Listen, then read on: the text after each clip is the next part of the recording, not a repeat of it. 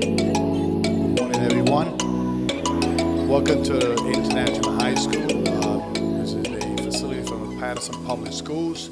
As a councilman of the city of Patterson, I'm excited that this is the day that God had created to make you successful. How many of you guys believe that? We're gonna have a great event. I welcome all with this great event. I believe this is going to be gold for your mind and gold for other people out there. I believe that, Hector. It is. So thank you for allowing me be your host. I know this is going to be a successful day. There's a lot of events going around in my side. Okay, I'm not a politic guy. I'm a community individual. So I welcome all the panelists during the day. And all the staff, they have doing a great job to put this together. And trust me, if you open your mind and you open your heart, the opportunity to success is out there. So I believe it. If you believe it, we're all together. We're going to be successful. So thank you for coming. I look better in videos and doing whatever I do up here. She agreed, right? All right. So God bless you all. Thank you for coming, and give yourself a round of applause. Thank you, Councilman. Good morning, everybody. As you may or may not know, my name is Hector Alvarez. I'm the founder of Asset Advocates. Today, we're going to have somewhat of a different event that I believe many actually have not experienced before. So what I want to do is briefly just explain what we're going to be going into, how this event actually will take place, and how it works. So we're going to be talking about real estate, of course. Everything from the facets of actually how to do your first fix and flip, learn about a little bit on how to get into the fix and holds and start a portfolio of real estate wealth, to talking about the access of being able to grow your real estate business as an agent. If you've never been an agent looking to do it, actually this is going to help you as well. At the end of the day, you need to understand there's a lot of different facets within the real estate industry that helps you grow your business. We have people here that are going to be talking about cold calling, door knocking, social media. We have professionals from the real estate side that are talking about developers. We're talking about wholesalers. Everybody that literally has a piece will be speaking. So I'm looking forward to helping everyone understand, grow their business, and move forward. I'm going to take a brief moment to introduce the three gentlemen to my left. Then I want them each to just explain a little bit about who they are and what they're going to bring to the table today as we continue our conversation. This is not necessarily a panel. At the end of the day, it's going to be a conversation amongst ourselves. The floor is open at every moment, meaning if you have a question, interject, please. This is not a formality. This is not something you need to feel they have to wait till later.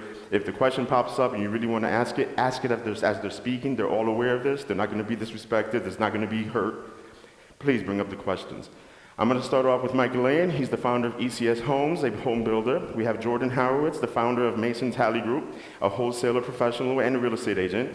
And then we have Fredy Marin. He's actually the founder of Your Financial Solutions, but also a very avid real estate investor within the last few years. Him and I have worked on countless projects together. So, Mike, if you may. Sure. As Hector mentioned, my name is Mike from ECS Homes. We founded the company right before the crash in 2008, so that was, I guess, perfect timing.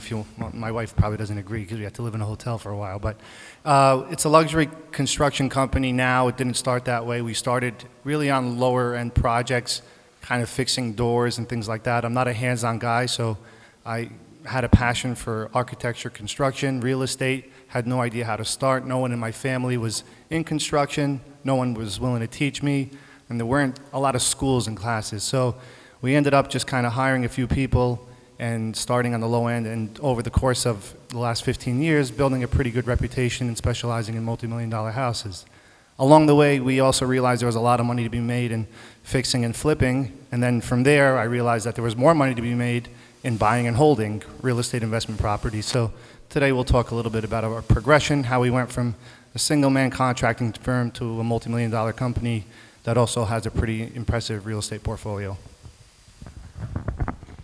Thank you. Jordan, please. Thanks, Mike. Hey, guys. My name is Jordan Horowitz, founder of the Mason Tally Group. My background, I was in the corporate world for my entire career in sales. From day one of corporate world, I wanted to get out of corporate world. I was always trying to kind of get into real estate and doing things on the side. In 2013, I bought a building to flip in Weehawken. We knocked it to the ground. We did build it. It took a year and a half. It took a lot of time, energy. There was some heartbreak, and we wound up making this building so nice that we actually moved into it, which is rule number one of flipping a house. Don't Never do it, fall right? in love. Never fall in love. So I fell in love. I will say I did not fall in love with the process of fixing and flipping, but I did fall in love with real estate. And through that process, I found wholesaling, which to me, with my background in sales and marketing, made a lot of sense because I think we'll probably get into this in a little bit more. Wholesaling really is a marketing game, right? It's all about finding off-market properties, and the only way you do that is through marketing and sales. So I kind of fell in love with that process. I launched Mason Tally Group in 2017, so we're 2.5 years into this. We're doing very well. We're looking at the buy and hold game now. I'm sure a lot of you guys probably have thought about wholesaling, and yes, maybe step one is getting into the real estate career. So I'm excited to be here and answer your questions. And you know, the good thing for you, you're 15 years into this, and you're probably a lot longer than me. I'm on the relative new side, but you know, I've come a long way in 2 years. So if there's anybody who's on the newer side, I can relate to you and definitely help you out. Thank you. Freddie, please. Yeah, perfect. Yeah, thank you, and welcome everybody. It's a pleasure to be here in front of you, sharing my experience with you, because as my previous Jordan said, I mean, I thought he was the only one that had made that mistake, and I believe everybody, or not everybody, most of the people who wants to get into the industry and don't have the education probably will end up making the same mistakes. First of all, everybody starts watching HGTV. All those, exactly right. And those shows were recorded probably 6-7 years ago when the market was totally different. And of course, most of those shows are just shows. They're not reality. Probably they lost money, but they can't allow themselves to say, oh, I lost money in front of the national TV, national public. So I started the same thing. I started watching HGTV and said, oh my God, I want to make $100,000 with a house, $40,000. I own my own company. Actually, I own several companies in the financial side, real estate, insurance, taxes. But, you know, it seems very attractive that you can make that much money flipping a house instead of working in an office from 9 to 5. So I fell in love with real estate for the same reason, but I learned making mistakes. You know, at the beginning, when I started doing seminars like this and presentations like this, I was very proud that I have not lost money. And I say, you know, I make money, I buy houses, flipping, I make money. But now I feel proud and secure saying, you know what, I learned by losing money. And that's make me comfortable be sitting here in front of you, because I made all the mistakes that are written in the books and a couple of more that are not. So I know what I'm talking about right now. So this is my background. I don't know how you want to start with questions. I got it. Sorry. So basically, just a little bit brief behind who I am. I've actually been in real estate going on 25 years. I've owned marketing for nearly just as quite often. I've been there from the bottom straight to the top and dropped right back again. Now I'm right where I'm at again. So at the end of the day, it's all about the losses that you take, because that's where the success actually comes into place. So today, this is the biggest difference that I want everybody to take away from what we're going to do. I don't want you to come in here thinking this is all beautiful. This is all the sweetest thing in the world. At the end of the day, you need to realize there's a loss, and you're going to make that loss. But that loss is going to be what's actually going to take you to your next success. So moving on in, I'm going to start the questioning. Like I said, this is an open forum. Please cut in whatever you want. It's going to be a conversation amongst ourselves. You guys are listening. You're going to be watching what we're going to be talking about, and you're going to be able to ask questions as we go along. I'm going to start the question up to Mike. As a builder, because I know you started off as a rehab, or you started off from the bottom, what makes you so different in what you do right now in comparison to when you first started? Well, we learned a lot along the way. So when it comes to construction and building a product that people want to live in and will pay top dollar for, you need to get into their heads. You need to understand lifestyle. I think that we really put emphasis in understanding how people live rather than just buying replacement cabinetry and putting them exactly where they used to be. So knocking walls down, opening up spaces, understanding that people want to live in the outdoors and connect the two. So I think that a little emphasis on how people live, in addition to making things glitz and glam and shiny, is very undervalued by a lot of people, and that's where we kind of shine. So on a lot of projects that we've done, we've been able to sell top dollar or above market to the point where we have significant appraisal issues because the people fall in love with the product because it just doesn't exist in that price point. Oh yeah, but then let me ask you this then. So basically, let's say if you and I were doing a project together, and you're going to tell me I'm going to be replacing these cabinets. What is the difference between how you would do it in comparison to, say, Freddie, who's doing a home over in Elizabeth, and, instead of, let's say, where typically you would be investing? Well, Freddie might not realize that knocking down a structural wall costs $2,500, but it completely opens up the first floor plan. So connecting, let's say, think about it, a mother or father sitting in the kitchen cooking, they want to watch their child while he's watching TV, and when you have a closed up area, you can't do that. So knocking that wall down, that $2,500 is going to bring you back $10,000. Most people just want to... Okay, so there is a value of knocking down a wall, not only on an aesthetic basis, but we're talking about actual financials as well. 100%. See, I'm from the school of thought that spend more, make more to a certain extent, and everyone always is like, no, spend less and just make a quick dollar. But it's hard to get deals, and these gentlemen can tell you that more than I can. So when you have a deal, I feel like you should be able to milk every cent out of it, and by giving the best possible product, you're demanding the highest dollar amount. Okay. Freddie, I know that we've done a couple of projects, let's say over in, I think you did one in Rutherford. That particular property was a property that we recall you did a big addition on there. Although it's not necessarily a higher end area in comparison to, let's say, your Ridgewood, Upper Saddle, wherever the case is, the expenses that you took there, were they worth your while when you went to sell the property? Exactly. That's a very good question, a very good example. No, they were not.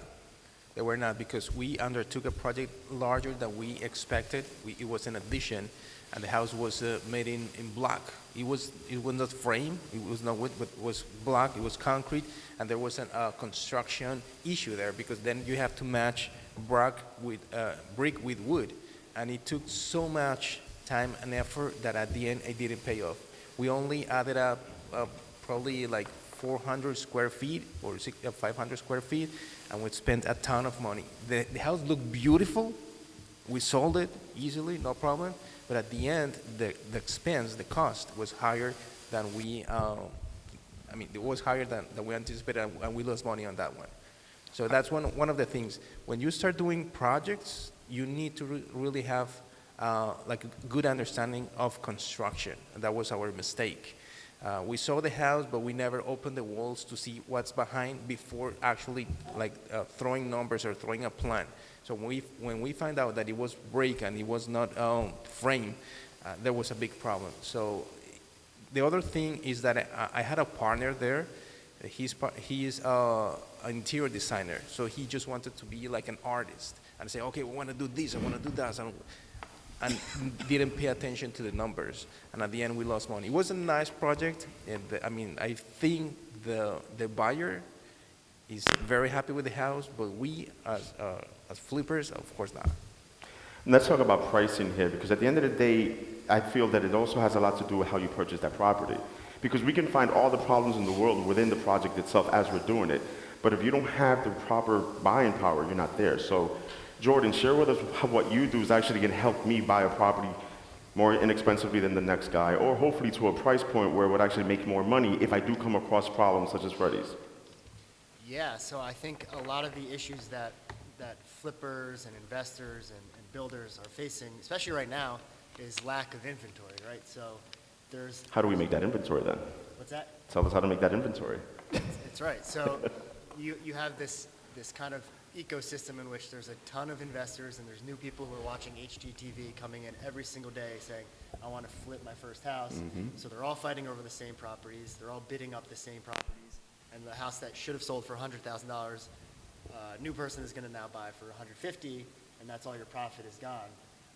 And a lot of the times, so the way I'm helping it, that's a whole other conversation. The way wholesalers can help is that if you guys are going on the MLS looking for properties, everyone is seeing the same properties, so then that fight kind of happens. I bring value to the table in that it's my job to find these properties that are significantly under market value, where even if you do mess up, there's room for error, and if you don't mess up, hopefully you're going to make a lot of money. But that's on me. I think one of the questions I think you were going to ask is about how do wholesalers work with investors? Well, actually, that's a bigger question, because at the end of the day, I think that investors such as myself, Mike, and even Freddie, they need to have that avenue. Like, who do they talk to? There's not inventory out there, but let's say we have someone such as yourself. How can you help us? How can I help you? Yeah, on the drive here, my partner Franklin is in the audience, and literally I got an email saying, you know, where the property's at.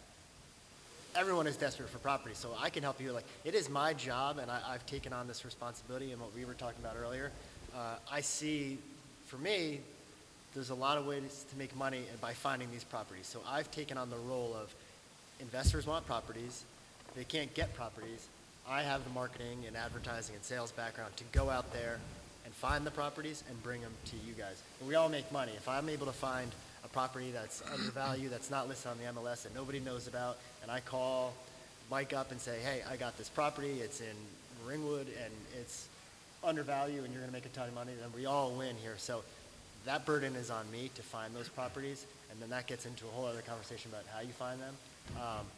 But yeah, that's the value of wholesalers, and I think there's a lot of times wholesalers kind of get a bad rep for, you know, we're adding our fees on top and we're cutting into margins.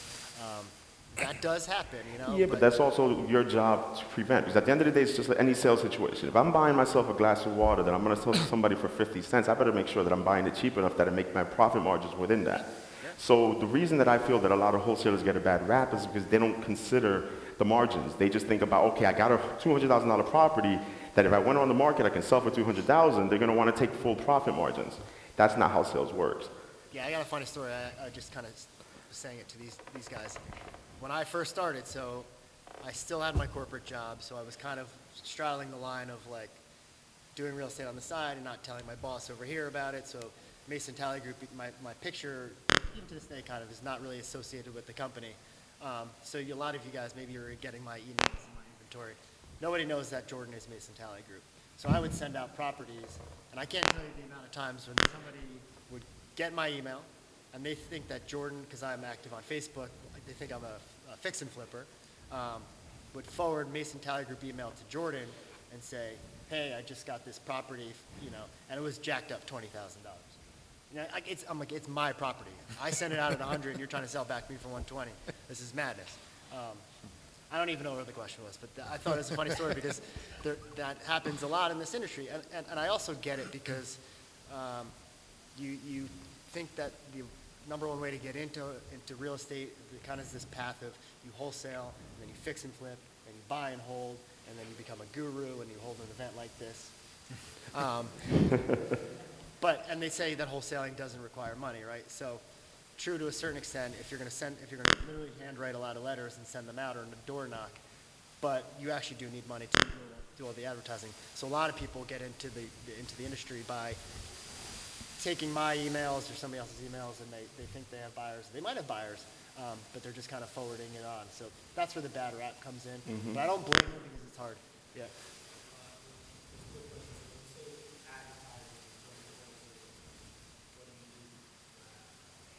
Yeah, I mean, and we're talking about this. And it's the same for all of us, whether you're in the mortgage industry, if you're a flipper, you have to be marketing constantly, right? You have to be advertising. For me, advertising is twofold. So I have to advertise to people who are selling their homes. So that's sending them postcards. I do a lot of Google ads. I do a lot of Facebook ads. I'm doing a lot of Instagram ads now. So it's getting to those people. And then once they call me and fill out a form, I'm going to their house immediately. And then on the flip side, once I have the house under contract and bringing it to my builder friends, I have to advertise the properties that way. But I mean, across the board, I think we're all doing it. Social media and online marketing is like, I don't even really waste my time with direct mail anymore because it's just, I think that if you're motivated enough to go online and type buy my house cash, I think you've already established that you have a property to sell. I wanted to touch base on something that Freddie said earlier regarding the expanding houses. So for anyone here that's a novice flipper, you want to try to stay away from additions in the beginning. I mean, I build houses from scratch as a living, but I wouldn't do a flip if it required an addition for the most part because I've lost enough money knowing that you invest too much time, too much money. It takes a lot longer to get the approvals, and it becomes a money pit because now you're marrying old and new, and it just usually ends up being a lot more than you expect. So I always try to find a house that has good bones, enough square footage that I can kind of just restructure the inside and get in and out, and I find that that's been pretty beneficial. Sure. And I want to add what Jordan said is the only thing that you have control process is the price you pay. You don't have control about the construction cost because there are many surprises in it. You don't have control of how much you want to sell the house because the price is determined by the market. The only thing that you have control in the process is the price that you pay for the property. So it's very important for you to look at what price are you paying for. So sometimes when you are on your own and you want to try to find a property, you have to compete with a wholesaler.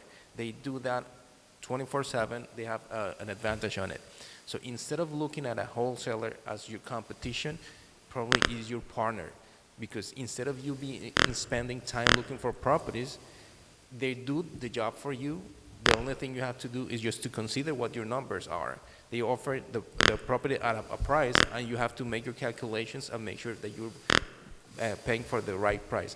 But don't look at the wholesalers as your competitions. They are your value partners. That's actually a good thing to say. I mean, at the end of the day, we all need partners within this industry, because if you're going to be looking to build a business, you can't build a business alone. It doesn't work that way whatsoever. So looking at one of your best successful projects, Mike, what was it that you put so much care into that it made it a success? I did a small fix and flip in Hawthorne on the Wyckoff border a few years, probably 5 years back. And I remember I didn't know what it was until I heard the potential buyer walk through the door. So I heard the first person to walk through the house after we had finished, and they gasped. I was in the kitchen and I can hear them gasp. I said, suckers. So I realized when they first walk in, I had a $50 feature wall, literally. It was just, I came up with this 2-inch trim work detail. It was just a very simple thing for me because like I said, I do a lot of $3, $4, $5 million houses. So I took the tricks of the trade that I do there with the trimming and I introduced it into a $400,000 house. I put a little light, some glass shelves. It cost me literally like $200, and I had them at that, and they gave us $10,000 over asking to not show it to anyone else. So sometimes it's those little subtle details that really bring you success, but just because that person in that price point, they don't typically see it. So basically what you're saying is that Freddie, who happens to work in that particular market, he does his flips between the $200,000 to $400,000, sometimes upwards of $700,000 range, can use some of those little tricks to actually increase the value, not even necessarily increase the value of how he's going to sell the home, but at least sell it even more quickly. Absolutely. So every single flip that I've done has sold, if not at asking, over asking, and it's not because of any other reason than I've been exposed to the multi-million-dollar houses on a regular basis, and I figured out how to value engineer, to Freddie's point earlier, how you bring that artist mindset, but you incorporate it at a very economical way. So that's important. I mean, I don't have a construction background, but on a side note to all this, I'm also a realtor as well. So I can figure out the ARV pretty well within the comps in the neighborhood, especially in the neighborhoods that I work. From the renovation standpoint, I mean, here's all I can do is provide a guideline. I say it all the time. You have to do your own due diligence. Nobody would ever go off of my number if you're smart, right? You're going to. I err on the side of higher renovation costs because that's probably what's going to happen anyway. But I will always say, don't go off my renovation. Like, people say, do you run, like, as a wholesaler, some wholesalers will run title and do an oil tank sweep. But to me, that's a waste of money because you still have to run your own title because you're not going to trust mine and you can't trust mine. And you legally can't use my oil tank sweep. So it all just comes down to you have to do your own due diligence. I think I give a pretty good, the reason why Mason Tally Group has been successful, and I've heard this countless times, is because I'm not inflating numbers. You know you're getting the real deal. I'll be the first to tell you if the margin, hey, this New Jersey market is crazy right now. Everybody will tell you, like, the standard used to be 75 or 70% ARV minus repairs is what you want to buy at.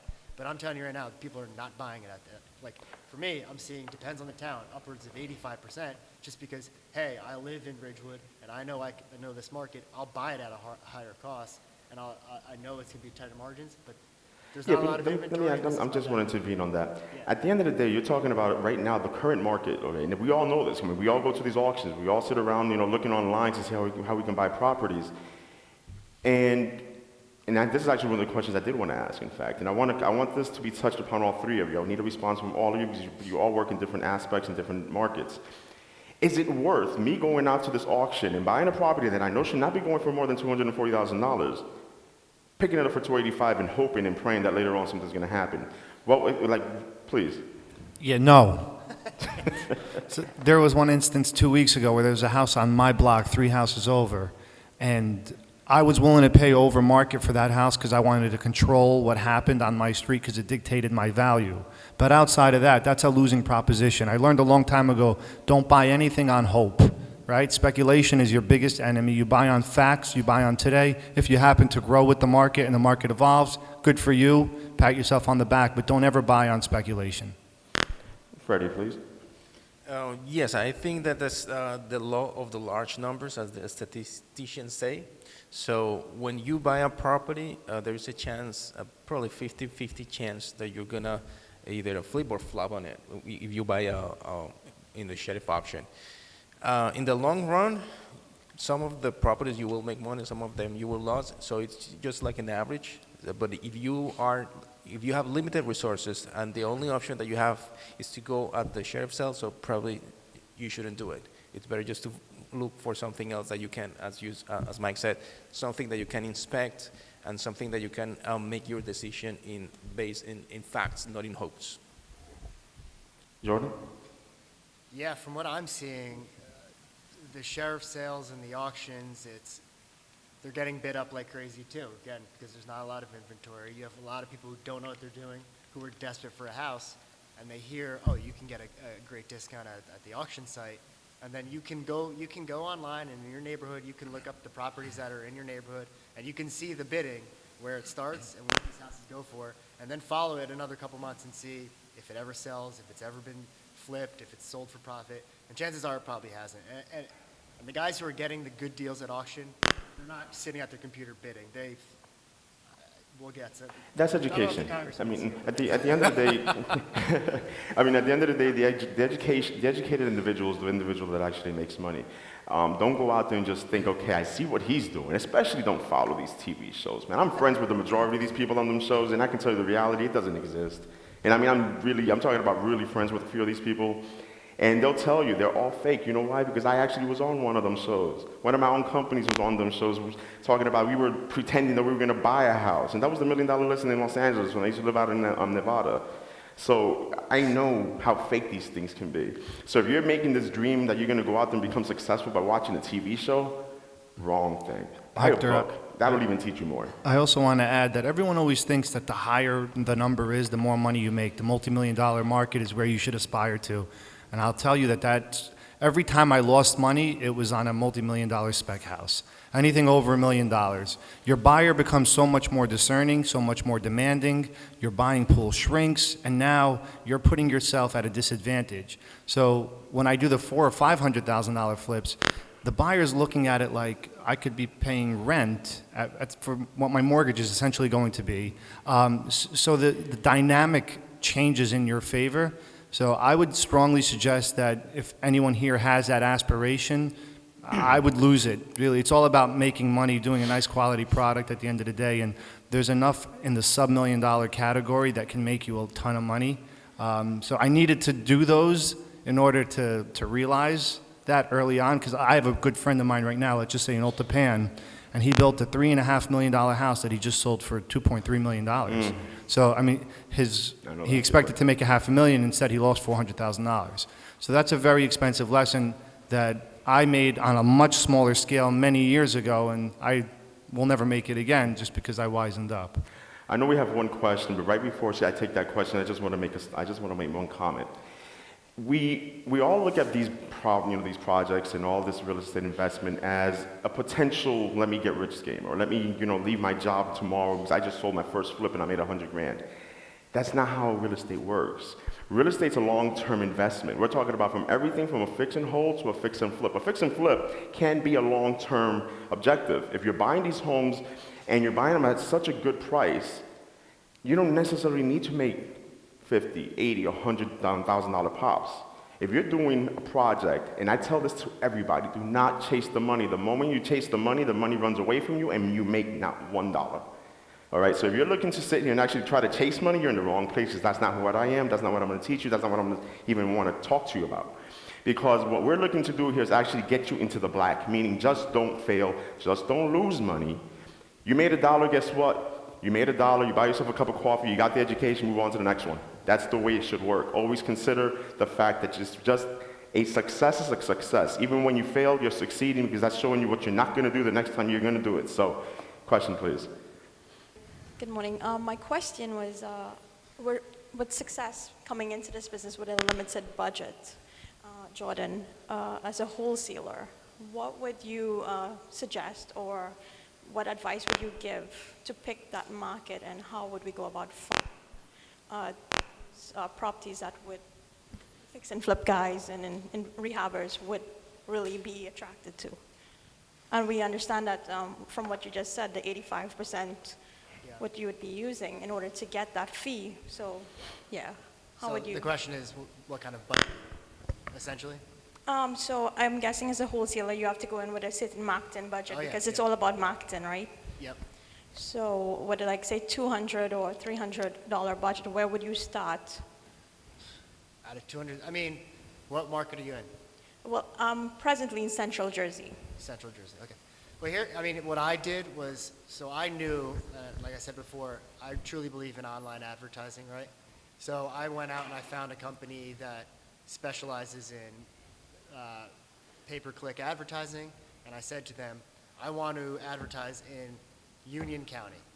Now, across these keywords, you know, buy house, cash, fast, quick, whatever, it's your job to figure this out, but you tell me what budget I would need to even have a presence. So if you know anything about online advertising, there's a million people doing it, and it's all an auction basically, right? So if somebody searches buy my house fast for cash, or somebody searches I need a mortgage, or somebody searches whatever, you want to be up top, because chances are you're going to click the first one or the second one. So I said to them, what do I need to be at top? How much do I have to pay? And then let them tell you, because it's hard for me to say. If you have $200 to $300, I would probably say what Hector said, maybe buy a mentorship or a book and then read more and then invest that more in knowledge, because you throwing $300 at yellow, like letters that you're going to send out, you might get one reply, but mostly that reply is going to be telling you I'm not selling my house, and then you're going to say, screw it, I'm out of real estate, I didn't succeed. You'd rather get the knowledge and keep going to events like this and apply that $300 to the networking events, because the other part to all of this, Mason Tally Group has been successful, and I've been successful, and I'm getting more successful because I spent the first, and I still go, I'm here 2.5 years, 3 nights a week going to events and meeting people, right? And then the deals come to you. You don't have to chase the money will come to you. Mm-hmm. I get so many of my deals now, and Franklin, who's sitting right in front of you, will tell you, it's not from motivated home sellers, it's from other people in this room who've done the work, and they say, hey Jordan, I got this deal, I can't find a buyer for it. Can you help me find a buyer? And then I've done nothing to get that. I've paid nothing. I mean, I've paid in time to meet these people, but the deals are coming to me now. It's a totally different ballgame, and these people are doing the work, and people who've been in the business for 20 years who have relationships at the banks and the asset managers who are bringing them off-market deals. And for me, I haven't chased the deals. I've chased the buyers, and I've gone to the networking events, and that has brought the deals to me, because now people think I can bring buyers, and that's kind of what we specialize in. So $300, you can go to 30 events in the next 2 months, and then you will have deals by the end of that. I want to touch on what actually Jordan was explaining. A lot of times when you're looking to grow a business, you have to build a business first. If you don't have a business, there's nothing for you to sell, there's nothing for you to do. You're not going to go out there and actually make money thinking you have a business. You need to become educated. A lot of times what people do is they come to events like this, they walk out, they sign their first contract, they call the financing guy, which I happen to be, and then they tell me, by the way, where do I get the money for the down payment, right? So what happens is, build a business, get educated, learn what the steps are, come to these events, speak to people that have been in the industry for quite a few years. Then you're going to get there. Then you're going to figure out, okay, this is what I do to build my business that I've already got, now how do I grow it? You see, there's steps to business in general, not necessarily just real estate, business in general. You build the business, you have something to offer, you have a service, you have a product, you have a good, whatever it may be. Once you have that business, now you have to figure out, how do I get it out there? How do I market it? How do I get these people to buy what I have? That's when you start establishing your business. Don't come in here thinking you have a business. You don't have a business if you've never done it. You see, because if you have a lot of these events that you go to that are trying to convince you that it's so easy to just build something by coming here, walking out with a pamphlet, I'm ready to roll. False.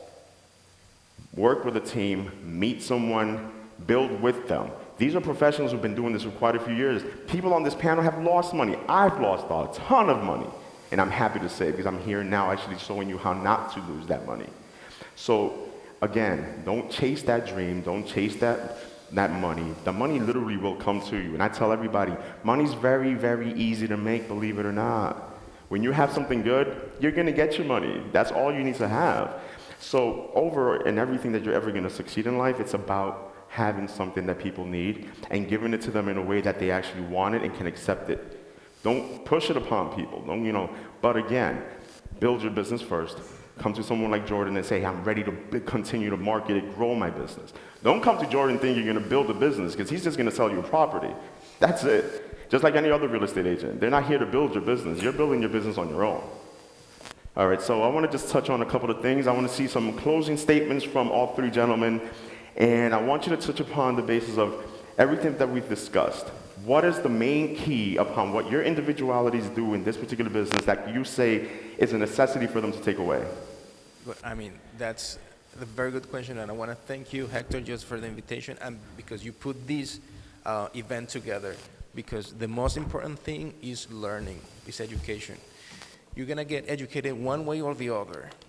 I got educated losing money, but you can't invest time and effort getting a formal education or networking. But I think that the main factor, if you want to be successful, is learning. Just learn the process. And this is a business. This is not an activity. This is not a hobby that you see on TV. No, this is a business. I have to quit my other businesses to develop this business. So this is a business. Be serious about it and invest in learning. Thank you. Jordan? I'll say this, real estate is a roller coaster, right? I mean, there are certain days when I'm like, holy shit, I'm gonna be rich. And then the next day I'm like, I'm broke. Yeah, I'm thinking about becoming an Uber driver today. Like, this is like Monday, Tuesday, Wednesday, Thursday, every single day is and it goes up and it goes down, and that's, you start to rest on your laurels. We close 4 deals in a month, and then you're like, I'm doing really good. And then I was telling Franklin, I'm like, I started listening to sports podcasts again, and my business took a turn for the worse.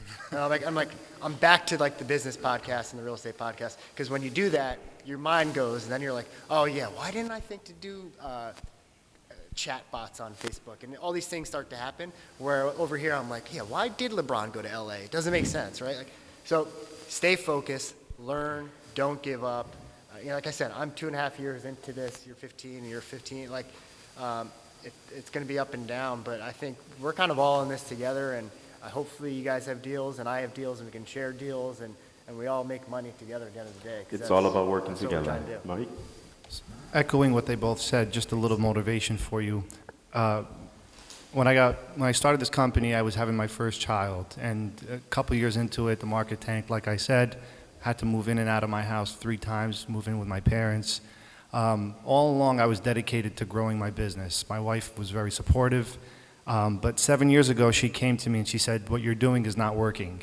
We were broke, we had no money, and I said, okay. So I went to work at Bob's Furniture. I was making like $300 a week, and it wasn't a matter of pride. I did what I had to do as a man to support his family. Meanwhile, I was still trying to build my construction business on the side. Shortly after, a couple of deals hit, things started to really look up. And now I turn around and I look back and I smile at everything I did and was willing to sacrifice. But like Jordan said, I had a plan, right? So I didn't compromise that plan. I stayed true to it. I was never going to leave construction investments, but I needed to make money in other ways, and I was willing to. And now I'm kind of looking back and saying, I wouldn't have changed a thing, because a lot of times you look back and you have a bunch of regrets, and I realize it's every failure that I had, and there was a whole lot of them that we didn't really get to touch on, they've created the success that I currently have. So you kind of have to envision your life. What kind of life do you want to live, right? Money is not everything. It's a nice tool to get you certain things, right, and buy you and afford you certain luxuries, but if you want to be 45 years old golfing in Delray Beach, Florida, then you need to figure out at the age of 25 what you need to be doing, or whatever your ages or goals are. For me, it was fix and flip, build capital, create a nice network of people that you can rely on for investments as far as supporting you financially, and then ultimately it was the passive income, because at the end of the day, we all want to retire, and it's nice not to have to beg, right? So to have rent checks come in for the rest of your life is a beautiful thing. So that is my 2 cents, and I hope you guys benefited. Thank you, Mike. I'm just going to touch on a couple of things before we close up this particular panel. And I'm going to touch on a little bit of what everyone said, because I feel that they've touched everything on a little bit different notes. First of all, failures, man. I'm one of the biggest people that if you've ever had a conversation with me, and I've probably had a couple of conversations with quite a few of you, the moment that you feel that everything is going great, that's when it all goes bad. You understand? Because what happens is you don't pay attention to what's going on. Jordan said it exactly. You stop focusing. You lose that one hunger that you had at that moment when you started building your business, and you just falter and you go to the wayside and you start losing, because what happened? You lost focus. And failure happens because of it. You see, what failure is you actually, unfortunately, not seeing the outcome that's going to happen because you were busy doing something else, or not paying attention to what you were supposed to actually be paying attention to. I've done it. I mean, I've built companies countless times. And even at this point right now, I'm building a couple of different companies at the same time.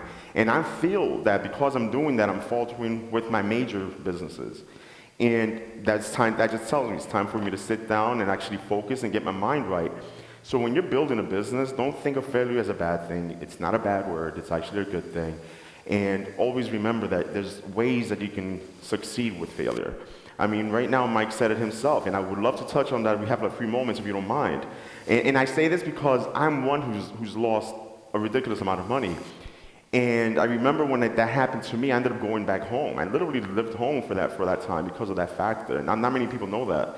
You know, I was in Vegas for a while. I was in California for a while. I did a lot of good things, built up a lot of business. I owned quite a few buildings at certain points in my life. Lost all of them. It's okay. I'm buying them back now. It's not a big issue.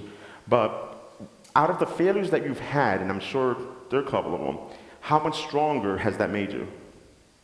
It's a prerequisite to success. If you haven't failed yet, you should start scratching your head, and you should trip yourself on the way out, because you need to learn certain lessons through experience. I'm not saying anyone should be aiming or their goal to fail, but it's inevitable that each failure will create a sharper version of yourself.